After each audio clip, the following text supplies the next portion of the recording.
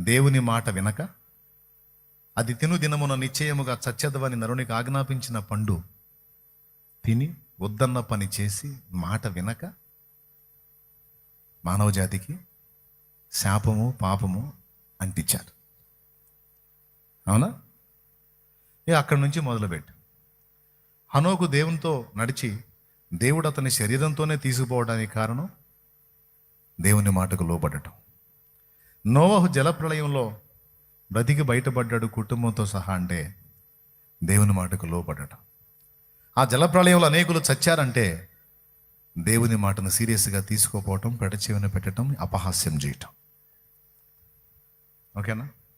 అబ్రహాము వాగ్దత్త సంతానాన్ని పొందాడంటే విధేయత. వాగ్దత్త సంతానానికి శత్రువుని కన్నాడంటే అవిధేయత.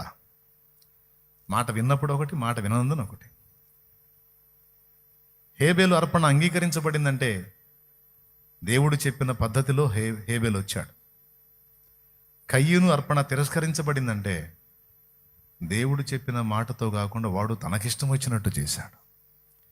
ఇట్లా ఏదన్నా చూడు. సౌలు రాజ్యాధికారాన్ని పోగొట్టుకున్నాడంటే ఆయన మాట వెనక తిరుగుబాటు చేసి, దావీదు దాన్ని దక్కించుకున్నాడు అంటే విధేయత చూపి దేవుని మాటను గౌరవించి ధ్యానించి సన్మానించి నడుచుకొని.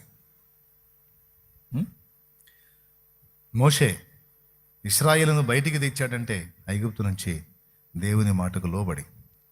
వాగ్దత్త దేశానికి వెళ్లకుండా ఆగిపోయాడు అంటే తిరుగుబాటు వల్ల.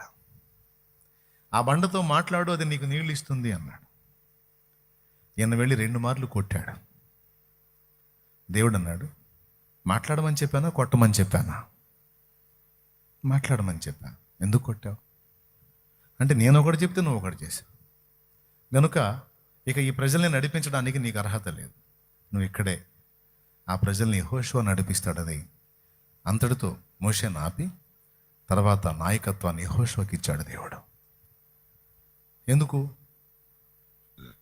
నాయకత్వం ఎందుకు పోగొట్టుకున్నాడు? వాగ్దాన భూమికి ఎందుకు చేరలేదు చెప్పండి? మాట వినక. యోనా చేప కడుపులో 3 రోజులు ఎందుకు నానాల్సి వచ్చింది? చేప కడుపులో నా కంపు ఎందుకు భరించాల్సి వచ్చింది? మాట వినక. ఇక ఏ పుస్తకం అన్నా చూడు. ఇశ్రాయేలు బానిసలుగా ఎందుకు బతకాల్సి వచ్చింది?